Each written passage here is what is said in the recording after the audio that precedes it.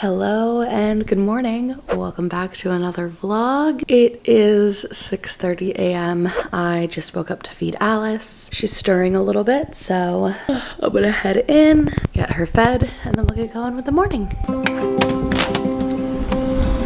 Good morning, sweet girl.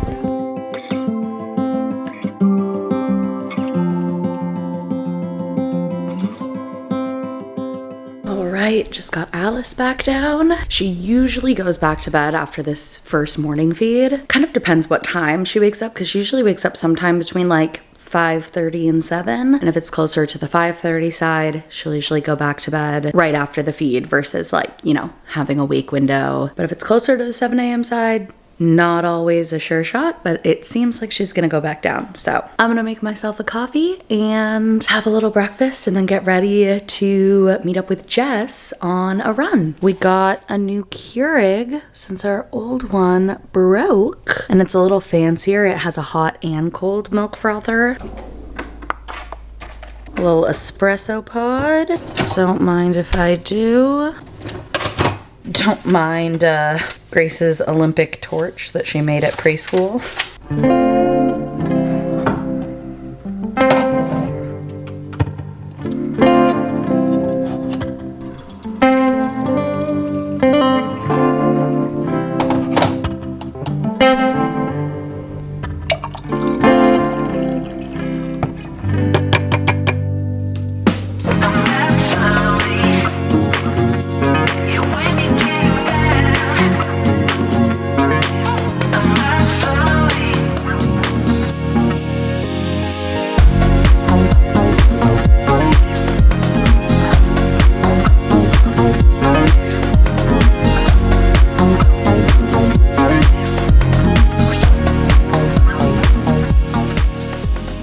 Finished our run. I'm feeling good. I'm on week 3 of Couch to 5K now, and we're up to 3-minute intervals, which would have seemed like inconceivable just a couple weeks ago when I started this, but it's surprisingly doable. Like how quickly the body can build up more endurance for that is really wild. And I know that's like the whole point of Couch to 5K is slowly building up endurance through the increased intervals until you can run for 30 minutes nonstop, but it's actually working. And that is a pleasant surprise. All right, now I have to go home and shower real quick because I have a doctor's appointment in an hour. So I don't have too long to get ready, but should be enough time for like a quick rinse off, throw my hair back up into a bun. And I'm glad I fit in a run this morning. It was nice and so fun to run with Jess. So fun. We're gonna try to run together once a week, and it really makes the time go by so much faster. All right, get ready with me to go have my suspicious mole looked at. I'm serious though. I have a dermatologist appointment for them to take a closer look at a mole on my stomach. I've had this mole forever, but it started looking a little bit different maybe like 6 or 7 months ago during my pregnancy with Alice. And then it was actually when I was giving birth. I was in the hospital and one of the nurses was like, hey, have you had that mole looked at? And I was like, a while ago, like a long time ago, my primary care doctor looked at it and said it's normal, but it looks a lot different now. And she was like, you should go get that looked at. Like, let things settle down after birth, but do get that looked at. And then last month when I saw my primary care doctor again, he looked at it and he was like, yeah, I'm gonna refer you to a dermatologist. So that is what I'm doing today. I'm going to the dermatologist. I'm a little nervous just because it's like scary, the idea that it could be something serious like melanoma. So I'm trying to just keep it light, ergo the get ready with me to get my suspicious mole looked at. So hopefully everything's fine, but I feel good that I'm going. I'm doing the like good adult thing of not ignoring things that I don't want to think about. So yeah, that's how I'm gonna spend my morning. Got ready in 10 minutes and I gotta be out of here in 2. So let's go. I'm waiting. I'm nervous. I don't want to be here. Oh my God. Such an easy appointment. Okay, good news. First of all, it was so quick. I was in and out in like 10 minutes. The dermatologist and the nurse were just like so nice and friendly and educating me on everything. It is highly unlikely, they said, that it's skin cancer. Once she took a look at it under like their little magnifying glass, she was like, oh, that's actually, I wrote it down, it's called a hemangioma.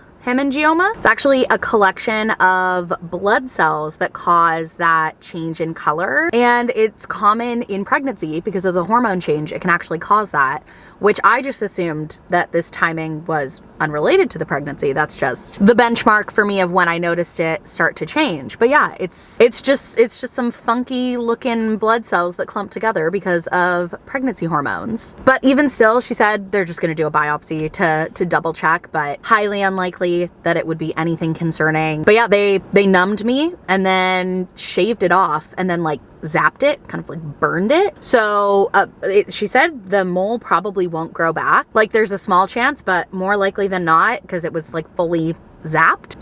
I have this little hole in my skin now that's just covered by a bandage, and as that heals, the mole will be no more. So I feel honestly, I feel like a weight has been lifted off, because this is something that has been kind of looming over me like for months, really since that nurse pointed it out in the hospital, of just that thing in the back of my mind of like, what if it is cancerous? Why does it look like that? Because it was kind of like purpley and discolored, and it looked sus. So glad to know that that was just some weird blood vessels, and even so, they're gonna, you know, biopsy it and check it. It was also like so easy. I thought it was gonna be more of like a procedure for them to shave it off and test it. I thought that if that needed to happen, that'd be something I have to come back for. But no, they did it right there in the office. Super quick, painless. Yay. Also, at the end, the nurse was like, do you want to see it? I was like, my mole? She's like, yeah. And she showed it to me. I took a picture of it so I can show Steven, but kind of like weird cool. It was one of those things that I wouldn't have asked just because I feel like that's weird to be like, can I see my mole that you shaved off my body? But it's fascinating. Like, I'm glad I got to see it. I'm so glad I went in. This thing that I have just low-key been worried about for months can be off my mind, not to worry about. And this appointment was really quick. So I am gonna head home. I've got work to do today, and I honestly thought this was gonna take way longer, so maybe I'll stop for a coffee on the way home.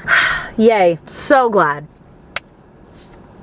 All right, workday has been going well. I'm just wrapping up some desk work here because we have a meeting in about 15 minutes. We're going over our content for the Schultzzie Collective for October, which means Halloween videos, some costume try-ons, lots of good ideas. So I'm really excited to get everything nailed down so that we can dive into the planning. Now that we're doing weekly uploads on the Schultzzie channel, it just feels like there's so much more room for experimenting with the content. So I'm excited to see what we come up with. What was I about to do? Oh, that's right. I just exported the short form that I made this morning while Jess and I were on our run. So I'm gonna airdrop that to my phone and get that posted. There it is. Also, oh my gosh, I have to share this little Instagram hack, because the fact that I didn't know this was a thing until last week, this would have saved me so much time trying to cut things down. Okay, so there's a limit on Instagram Reels to 90 seconds. Whereas TikTok, you can do up to 10 minutes. So all the time I would film something and then have to just figure out what I can cut out, how I can cut it down so it can go on Instagram too. But here's the thing.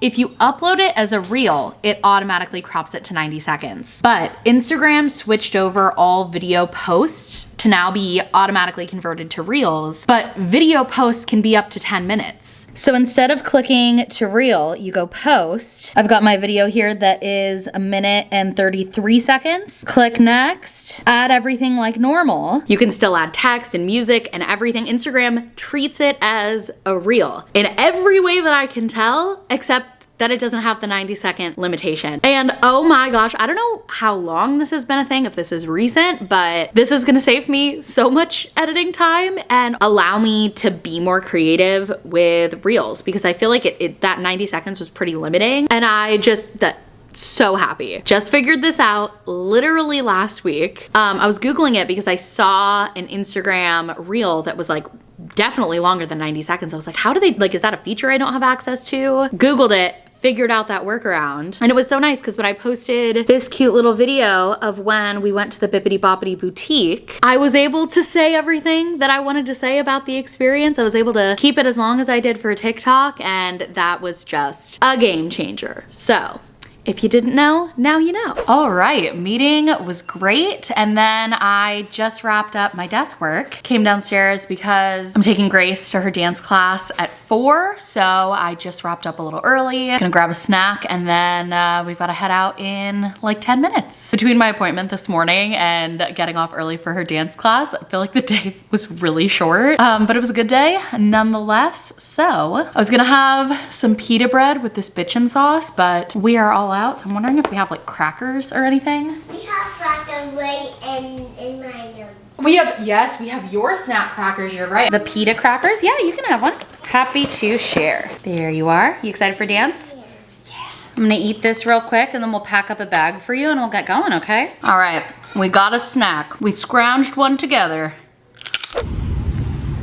We just finished dinner and we're playing some games now. Alice is still napping and it's almost 6 o'clock, so I'm gonna go wake her up soon. I don't like to let her nap past 6. Otherwise bedtime gets pushed back. So when she wakes up, I'm gonna breastfeed her, and then the bedtime feed will be a formula bottle, which I haven't talked about this yet on the vlog, but last week we introduced formula. So that's a thing now. I'll talk a little more about that later, but for right now, family game time.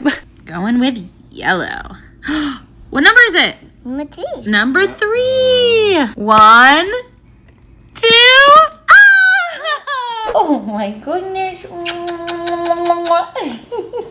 Gonna make a formula bottle. Yes, we are. We are gonna zero out our scale here. Fill this up with water. I just can't believe she's big enough to like hold like this now. Yes, you're so big. It's amazing. You grow every day. We got 1 scoop. Oh yeah, 2 scoops. 3 scoops. Yay! We'll shake this up, put it on the warmer, and you'll be off to bed. Oh, 5 months gets to be such a fun age. Like, she's so much more interactive and not a newborn, but like very much a baby still. Oh, it's such a fun age. It is. Steven's getting Grace ready for bed. So while Alice's bottle warms, we're doing one of our favorite activities, which is Alice and I just staring at each other in the bouncer. Sometimes I'll sing. Sometimes I just try to make you laugh. Sometimes I'll just stare. Yeah. Oh, I will. And she'll talk to me and blow raspberries. Just like that. Uh-huh. All right, I just washed my face. I'm gonna do some skincare. And I wanted to chat a little bit about introducing formula, my recent breastfeeding struggles. My breastfeeding journey is something I've shared about on this channel back since I was nursing Grace. And I know it can be just like such a source of stress for all parents, like feeding your baby, especially like under 1, it can bring kind of this like big mental load. And if any of you guys watching this can relate or just feel a little bit less alone in navigating that, then it is absolutely worth sharing to me. So that being said, this time around, breastfeeding Alice had been a really pretty easy journey so far. Like, obviously breastfeeding in general can just kind of take a lot out of you, literally and metaphorically,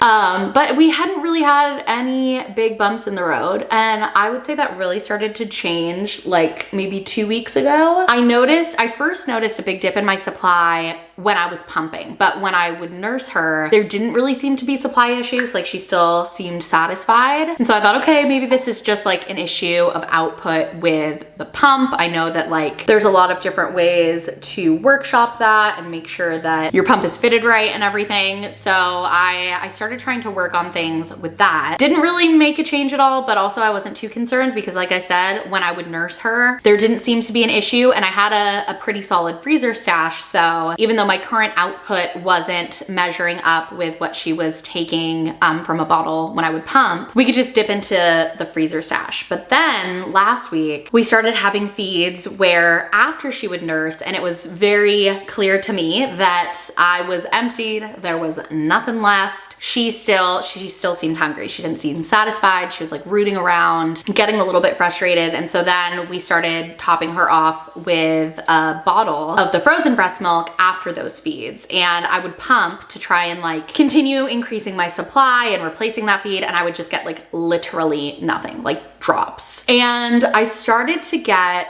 I was at the beginnings of getting kind of down about it with myself. And last time with Grace, I feel like I put so much pressure on myself that when we did end up having to supplement with formula, because my supply dipped really around the same time with Grace, I think it was like 4 or 5 months. And when we started having to supplement with formula and we had, you know, run the freezer stash dry, I took that kind of hard. Like I remember being emotional and like just feeling upset about it and having this feeling like I had failed, even though I know that's not true, but I just had this huge mental block with it. And I was like, you know what? My supply is going down. This time, let's not wait until there's no other option. And I've pushed myself so hard. Let's just introduce formula now. And it doesn't have to be a big thing. So one random day when she was still hungry after I had nursed her, we just made her a little formula bottle and topped her off, and she took it great. There were no issues. I also had like no feelings about it. Once we had introduced the formula, I didn't have this big like,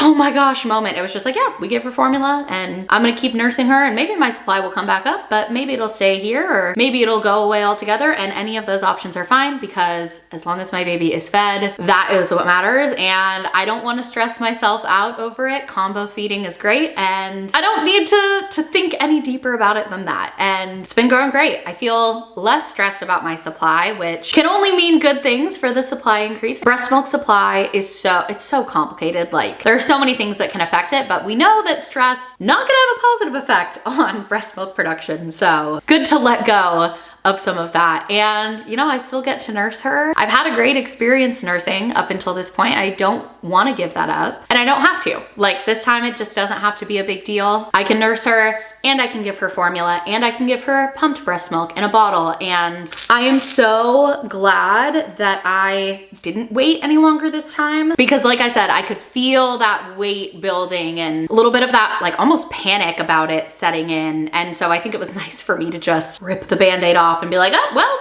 we gave her formula, so now it's not a big thing. And I think what we've really been moving towards, especially the last couple days, is kind of alternating breastfeed and formula feed. So like my supply is always highest in the morning. I'll always nurse her. The next feed we've been doing a formula bottle, and then I'll usually nurse her through the day. And I think also my supply for the feeds that I am doing has seemed higher, maybe since it's not being like stretched out as much. But the biggest thing is now we've always been doing a formula bottle before bed, and she's been sleeping so much better again, and I'm so glad. So yeah, combo feeding and feeling good about it. I'm still enjoying nursing, but I'm really glad I've been able to alleviate some of that self-imposed pressure. So yeah, that being said, my baby is currently asleep, satisfied from her formula bottle, and I'm gonna do a little bit of reading before bed. I just started the book Daisy Jones and the Six by Taylor Jenkins Reid. She has become one of my favorite authors. Every book I've read by her has been like amazing. And so far this one is just as good. I'm doing the audiobook mostly because basically the book is told in kind of like a documentary style. I guess I would say it's like told through, you know, mock interviews. And so it's cool because there's so many people being